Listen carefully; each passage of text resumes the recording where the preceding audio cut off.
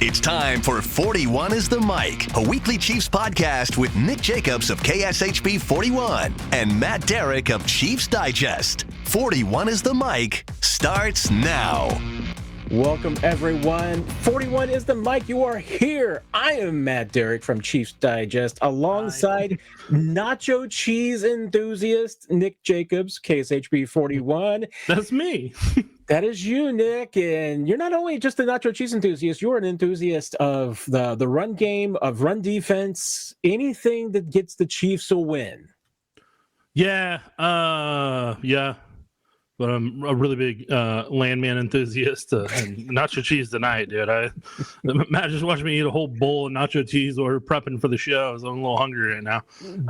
Dude, I've been on a hot dog kick this week. All right, I've been posted on the TikToks and the grams of the new hot dog place down there by University of UMKC, right down the street from the station there by Pizza 51. Man, those hot dogs are no joke.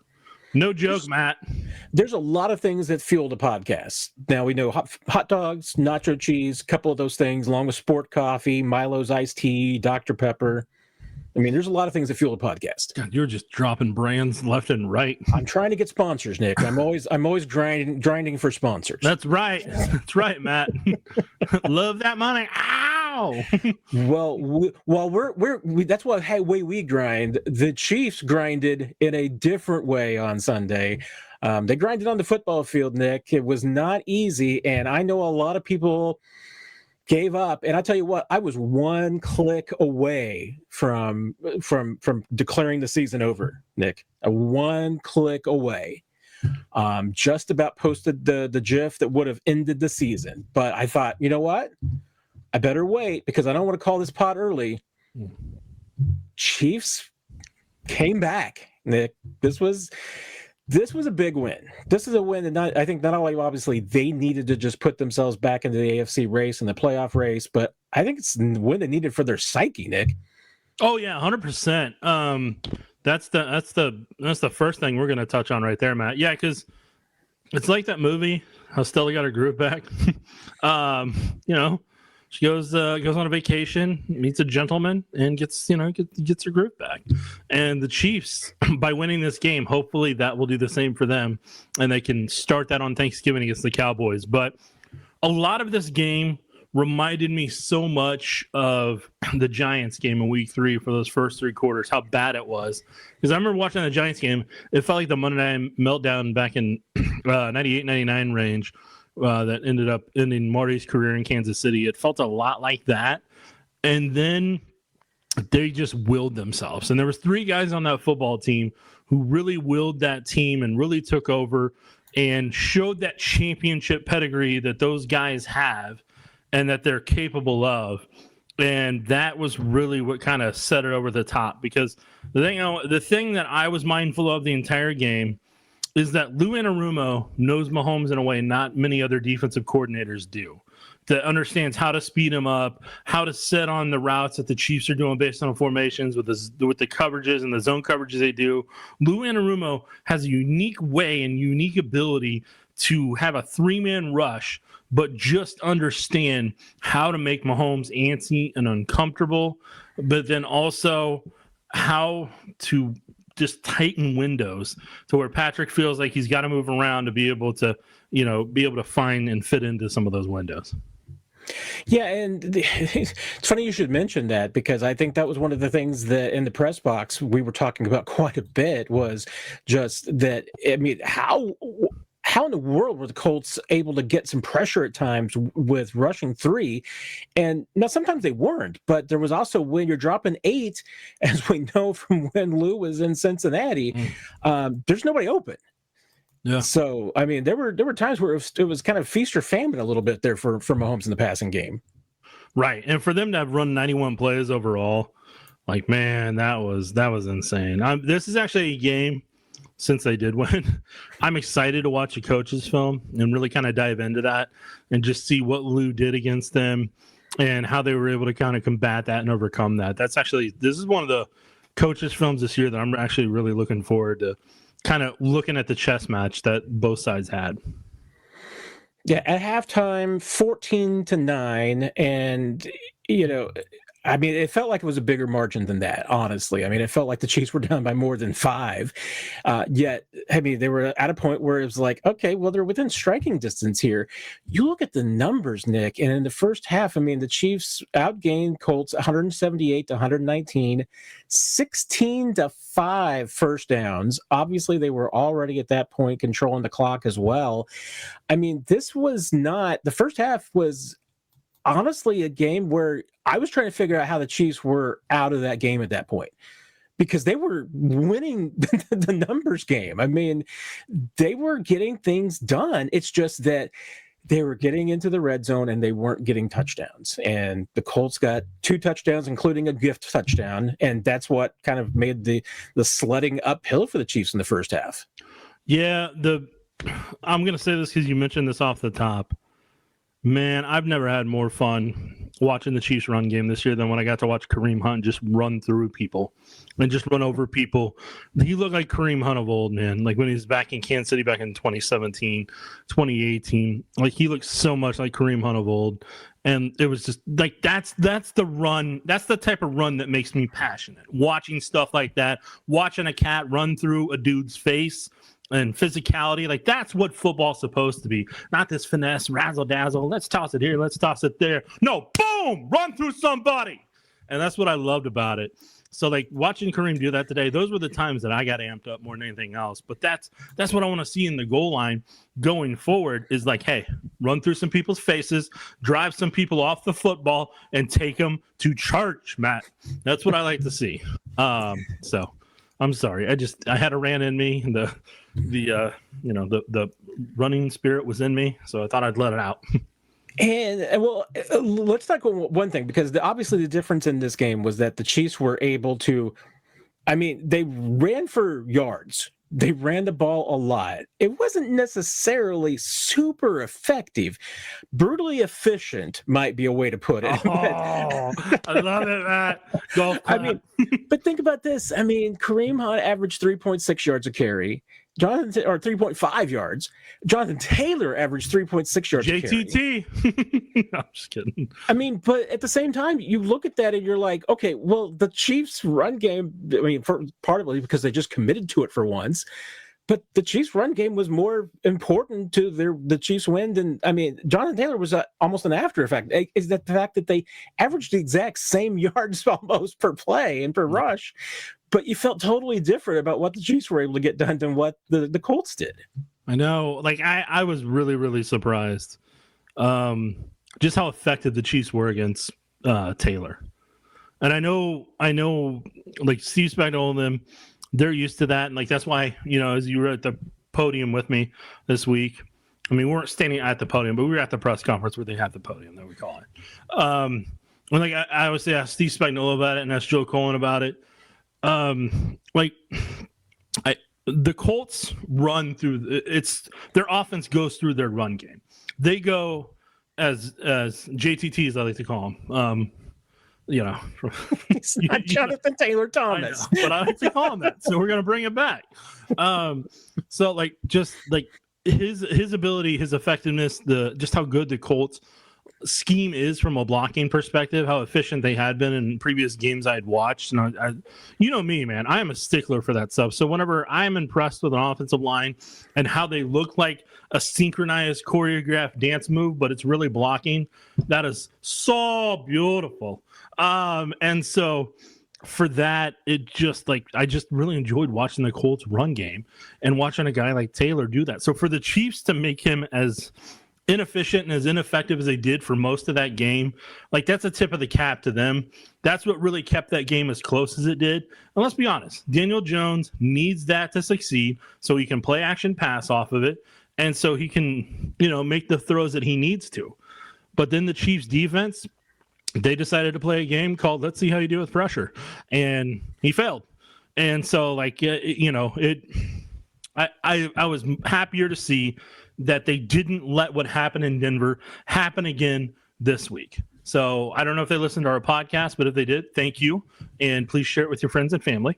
But yeah, no, there was a lot that I take away from that game that I'm like, okay, now they may be cooking with some hot grease here. Well, or coconut oil. I don't know, whatever you want to cook with. To me, okay, the turnover on the second play, the interception, was, to me, I mean, that was a pivotal moment, and not only this game but this season. Dude, that felt like the Raiders. Did that not feel like the Raiders Christmas Day thing? It did, because and particularly in this case too, I think just because this was like the fundamental, one of the fundamental fatal flaws potentially of this team is the fact that they haven't committed to the run because they haven't been efficient at the run, and nobody in this league is taking their run game seriously. The Colts didn't take it seriously, so they ran the RPO. The linebacker was like, I'm not biting on the RPO. We don't worry about that because we know you guys can't run the football. You're probably not going to hand it off. And even if you do, you're going to be terrible at it. So I'm going to play the pass. Lo and behold, exactly what you got, gets the interception. That puts the Chiefs right behind the eight ball from the very, very beginning.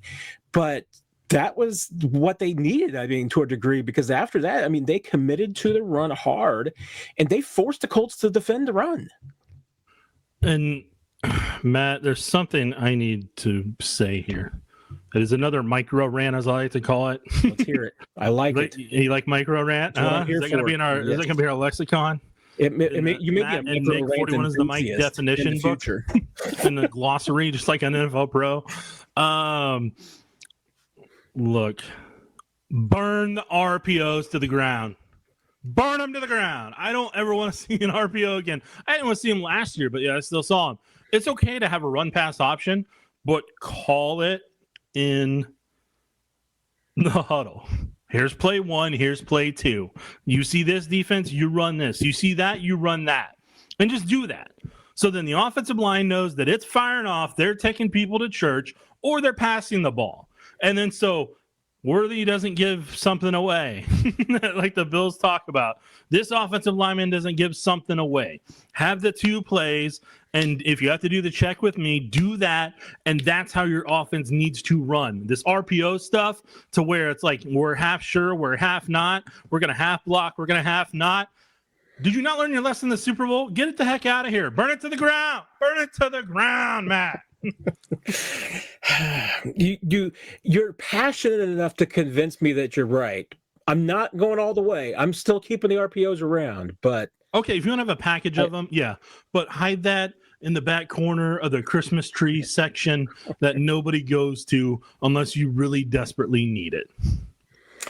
Sometime we're going to have a conversation about what the Rams are doing with like 13 personnel and all their tight ends and Puka Nacua and everything, because I mean, Andy, there's some stuff that Andy needs to steal from that, but that's a topic for another day. You know what they're doing, Matt? What are they doing? They're winning. I was going to say they're taking people to church. I know that. Yeah, dude, they got a whole minivan for them all. We're bouncing all around, but one thing, I mean, I want to put a bow on the run game in particular, because this was, I mean, to me, it was just the tale of 2 cities here. 2 cities? That's awesome, dude.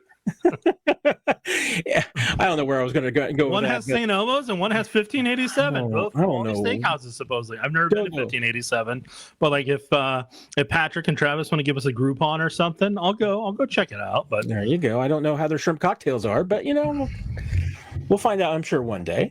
But this was the fact that the Chiefs were able to win on the ground, both sides of the football, was kind of stunning. I wasn't necessarily surprised that the Chiefs shut down Jonathan Taylor, because they've done it before. I mean, JTT. This is what they do. I mean, they shut down running backs. It's their specialty. And I think there's a lot of reasons for that. They got a lot of really good run defenders, and Spags is a really good coach, and Joe Collins kind of in charge of all that too, and they do an incredible job with it. But if you told me that the Chiefs were going to rush 41 times, and Kareem was going to go over 100 yards, and Jonathan Taylor was going to have 31 yards on 15 carries, and then 1 run for 27, I would have said, "You're dreaming." But all the stats you said just made me happy in my head and my heart.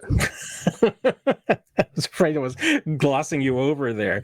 Well, we talked about Kareem. There's another player I know you want to talk about. I want to talk about too, that was important to this win. Yeah. Because the numbers aren't going to be flashy. You're going to look it up and you're not going to see a bunch of sacks or quarterback hits or anything like this. But I thought Chris Jones might have had his best game of the season, because nothing happened on that defense that Chris Jones wasn't a piece of in some way.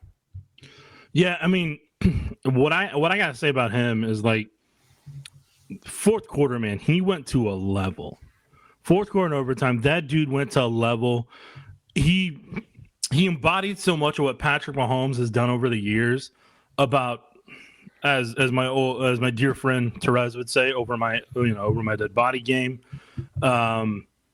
Like, Chris had that in him, and like, he was dominating that offensive line. He set up a timeshare in their backfield, and he just wanted to know, did they want to join this timeshare? Did they want to, they want to go halfsies on it? Do they want to go halfsies on it, or do you want like a full timeshare? Do you want to rent it out? How do you want to go about this? And like, he was in their backfield the entire time, and like, he was the reason Daniel Jones got antsy a handful of times and said, "No, we're good, ta-da!" and threw it away. And he's like, "Oh, that didn't get to the receiver. Shucks, I'm going to the sidelines." And like, because let's be honest, Daniel Jones isn't an elite quarterback. Like, I mean, don't get me wrong, he's, as long as they play their offense in a certain formula, run the ball, play action pass, and occasionally, run shotgun out of it, and don't let your quarterback get pressured, he can crush it. And that's what made me so upset with the Bo Nix game last week, is because Bo Nix and Daniel Jones, like, they're not the same quarterback, but they definitely hang out at the same club. But I'm saying, like, Chris I got a Venn diagram, Nick, and they're like in the same part of the circle. Yeah. the circles, they go together. No, but like, just like, I was so impressed. Like, he looked like the Chris Jones of a couple years ago, just like Kareem did. And then Patrick obviously had his game like he does. Dude, there was a point where, like, Patrick, as they call it, throwing with his chest, and the way he was whipping that ball in, and no hesitation, man, just fastball, boom, right there. I was really impressed at the way those three guys stepped up in clutch situations. Now, obviously, Rashee Rice did as well when it mattered, but I still remember a lot of the opportunities to where it could have been done quicker. So that may be part of the punishment that I have on him. But like, look, like, it was a strong showing when it mattered. It was, and you brought Patrick, and so let's go there too. He wasn't perfect. He, especially, I mean, after the interception, I don't know if timid's the right word, but I felt like he was trying to make sure he didn't make any mistakes. So I don't think that he was being super aggressive. He was trying to make sure that he didn't do anything that, put the team down, because they were trying to make a comeback here. But he wasn't being super hyper aggressive either. But after that, the Kareem Hunt fumble, and after that, that was like 14-48 in the fourth quarter. It was like, the second play of the fourth quarter, get the turnover. After that, I mean, we're talking about like the entire fourth quarter and overtime, the Colts had 18 yards of offense. Wow. I mean, the Chiefs' defense just absolutely shut them down. And I think the Chiefs ended up with 235 yards of offense in the fourth quarter and overtime. I mean, they just blitzkrieged. I mean, they just absolutely ran through the Colts in the fourth quarter and overtime. I'm a little surprised they even had to go over to overtime. They should have and could have punched the ball in there at the end on that final drive. So, we'll nitpick here.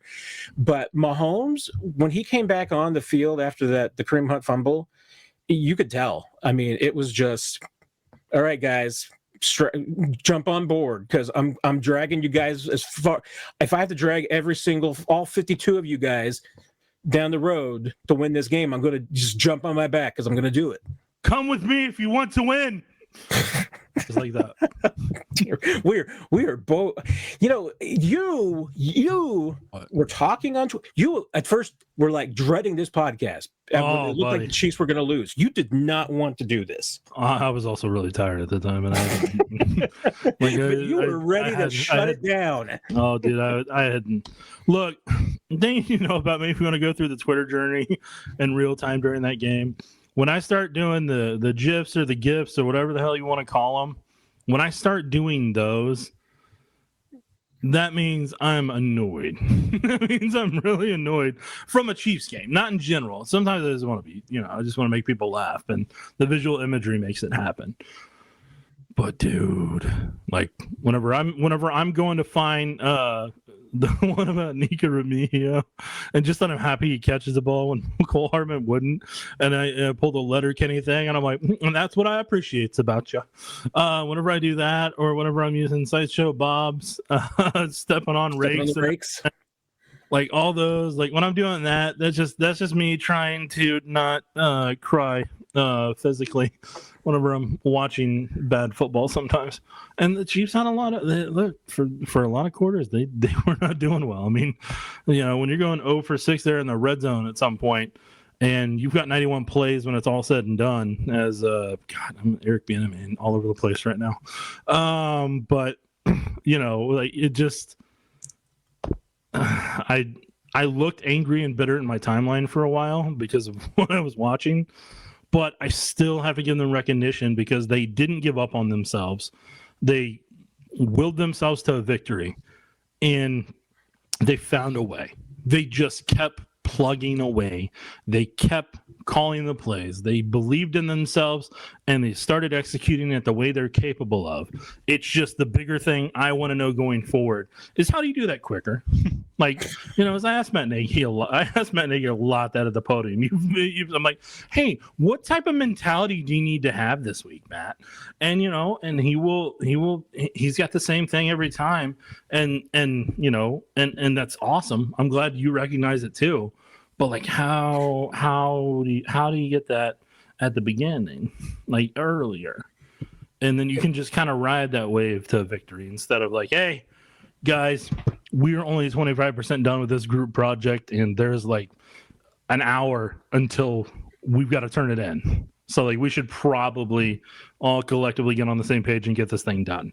And that's, I don't know, man. I ranted. I went in a roundabout, and I'm right back to where I was. This game, my final thought on this game is that it reminded me of, as a beat writer, and what I used to write, gamers, traditional gamers, but nobody reads those anymore, so I don't do that. Not anymore. With that attitude, Matt. Not with that attitude. But my first game covering the Chiefs back in 2016 was the obviously the season opener, Chargers Chiefs. Alex Smith leads the 24-point comeback. The comeback and then get the victory in overtime. And I'll tell you what, my story about the Chiefs losing that game that got Control-Alt-Deleted was 10 times better than the story about them winning. I mean, it was a piece of work. I mean, it was beautiful. I guarantee you there were some beautiful stories today about the Chiefs losing that were deleted and will never see the light of day. The podcast that we would have recorded had the Chiefs lost today, I still tell you, I would have been like the best podcast ever, because I mean, it was maybe by you, not by me. Oh, you! I was just at a certain level of sadness. You would have been in rare form. I mean, you're in rare form now, but I doubt it. I'm telling you, I'm promising you. I was a defeated man watching them for a while today. Like, I was sad. When I'm telling you I'm sad in my head and my heart, that didn't even include sitting in a Wendy's parking lot. Like, it was like, that's where that's where it's bad. But like, this was going to be worse than that. Like, this was going to be in the parking lot of Long John Silver's. Well, I'm going to make you a little sad because I'm going to talk about injuries, because this might have been a pretty costly win for the Chiefs, especially when you're talking about turning around and playing again on Thursday at Dallas. Trey Smith leaves the game with a dinged up ankle. That's pretty notable because, he did get a tape job. They added more tape on it after he came out with the ankle tweak. He went back in for a drive, then at halftime was done. that would normally suggest that they did some tests and some exams at halftime and didn't like what they saw. So we'll see. I mean, Andy Reid didn't really say anything, but certainly from the vibe that Andy Reid gave, be pretty tough. I think that you're probably going to see. I don't know. You're going to see Trey Smith on Thursday. Yeah, that's a quick turnaround. But yeah. I totally get anybody you kept out the rest of the game because you're like, hey, we may need him Thursday. So like, and if that was the reason why, maybe that's the best case. Yeah. But he's got an ankle now and the back. That's a double whammy. That could be a problem. Especially with an offensive lineman. Yeah, and it's really hard to imagine that Noah Gray is going to be able to get through the concussion protocol by Thursday. No. Obviously, Kingsley did not get through the concussion protocol by Thursday last week, so not feeling good about that. Chris Roland Wallace suffered a back injury, and don't know really extent of that, but I don't like the word back injury for anybody on a short rest. And I'm just going to go ahead and put it out there because even though Andy Reid didn't mention it, it was pretty clear today that ankle of Xavier Worthy's was bothering him today. I mean, he was frustrated. He came to the bench once and just, threw his helmet to the ground because it was bothering him. He had to come off the field. It came off the field that one time because they left the Chiefs with 10 men on the field, and the officials threw a flag because they thought it was going to be a penalty, and then they realized there's no penalty for illegal huddle and illegal participation when you only have 10 guys on the field. So I'll be interested to see. I mean, we're only going to get the one real injury report this week. We'll get estimates on Monday and Wednesday. The only real one's going to be Tuesday, but even that's going to be pretty much a walkthrough practice because Andy Reid's going to back off of him this week and get ready for that Thursday game and be rested. Yeah, and the other thing I was saying, Noah Gray, that catch he made, how he caught it without ever using his hands pretty much. Like that, that's one of the most insane catches I've seen a Chiefs player make in quite some time. That wasn't named Tony Moyaki in 2012. Like, I mean, I don't know. I still don't know how he made it, and I've seen it like 12 times, and I'm like, that's so good. I don't want to make light of this. I don't mean to make light of this. I am relatively certain that he was not conscious when he caught that football. At the end of it, it did not appear so. But that's what I'm saying makes it so impressive that he still somehow caught it with his legs and didn't have his hands, and his Madden awareness at that point wasn't it may not have been there. It was absolutely crazy. All right, one more thing I wanted to talk about because we did get news after the game Sunday night that the Chiefs are signing Dameon Pierce, the former Houston Texans running back, to the practice squad, assuming all goes well with his visit and his physical on Monday morning when he arrives in Kansas City. Yeah. Looks like some insurance in the backfield with Isaiah Pacheco dealing with an injury. Obviously, the Chiefs had Clyde brought up in the practice squad on Sunday, Nick. We haven't seen a lot of Dameon Pierce this year, but really good rookie season. He struggled since then, only played a couple of games for the Texans. What do you see and what do you like about him? First question before we get to Pierce, I want to ask you, because I know you're the expert on this. Clyde Edwards-Helaire. I know he's been called up twice. I can't remember if there's a third time or they have to replace him then bring him back. I can't remember. They can call him up a third time. And then if they want him for a fourth time, then they would have to either release him to reset his and re-sign him to reset his clock, or they can promote him to the 53. Yeah. Okay. So to get to the Pierce, Matt joined me as I watched him before we started this podcast, and I was eating my my bowl of nacho cheese. And what I saw from him is he's comfortable running out of shotgun. Check number one off in the Chiefs list. Number two, I thought he looks confident. Thought he had good speed, and I thought he had good vision on outside zones. So that's two that the Chiefs like to run. So in those, I thought he had better vision than I was expecting. I feel like he had better burst in 2024 than I saw from his 2025, but I only saw 10 carries that film had of him in 2025, so I didn't get to see him get into rhythm. I remember his rookie year, he was having a good season. I don't remember him playing in that Chiefs overtime game when the Chiefs were down there in Houston. I don't remember that. He was injured at the end of the season, right. So yeah. And so he didn't get to play in that one, but he had a good. I remember him having a good rookie year, and I knew he was a tough physical runner that had a lot of promise to him. Texans don't exactly have the best offensive line down there and haven't for the past 2 years. And so I'm intrigued to see what he could potentially be for the Chiefs down the stretch here after a couple of weeks. But what I saw from last year and this year, he has better burst than, he has the burst that they need in that backfield. Now, whether he's comfortable running the ball in their scheme and can read and cut, we'll find out, and they'll find out in the weeks ahead. But it's worth taking a flyer on. It's worth getting him in here because they do need somebody like him. I do think, from what I saw in the film, I think he's above Clyde, and I think he would be a good combination with Kareem, and he doesn't force as much pressure on Bouchard. And we'll see what happens with Pacheco, because you and I were both at practice this week, and the brace Pacheco had on there was a pretty thick brace that, even offensive linemen would be like, how are you moving in that thing, man?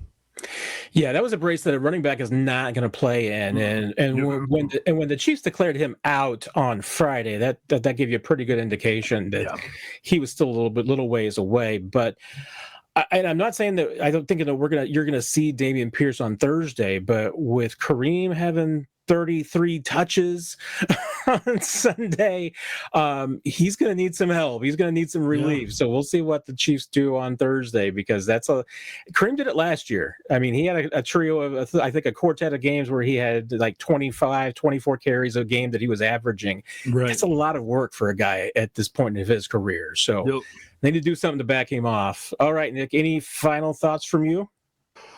No, Matt. I just hope everybody has a great Thanksgiving coming up here, and that even if there's somebody that you've lost this year or past years, and this is the first time they're not going to be there for you, my heart goes out to you on that front, because that's never easy this time of year. And above all else, man, just be thankful for what you have. And just think about what you have and like how hopefully blessed you are, and what the people you're with, or the people that are in your life that you care about and that mean a lot to you. So just take that, just kind of remember that's what that's about before you start yelling at the TV about the Chiefs play calls. Here, people think you're a robot, Nick. Here you are, just being all emotional and passionate today. Analytical robot. That's what I am, buddy. You're 100% right, Nick. Couldn't have said it any better. We've got a quick week. I will be doing the Chiefs Digest Q&A on Tuesday night. That's the only day that the Chiefs have any availability as well, when we'll be hearing from all the coaches, Chris Jones, Patrick Mahomes. Everything's shoved into one day, and then the Chiefs hit the road going to Dallas. We'll find some time after the game and after the turkey to record the podcast. Yeah, no, this one will be out much sooner than any other ones. Because guess what, Matt? I'll have to work that day, bro. Now, don't have to work that day, so you don't have all that other stuff going on. I don't have all that other, my actual job that pays for my health insurance and my life. I don't have to worry about that. Yeah, it's great when that doesn't get in the way in the podcast. So I know, right? No.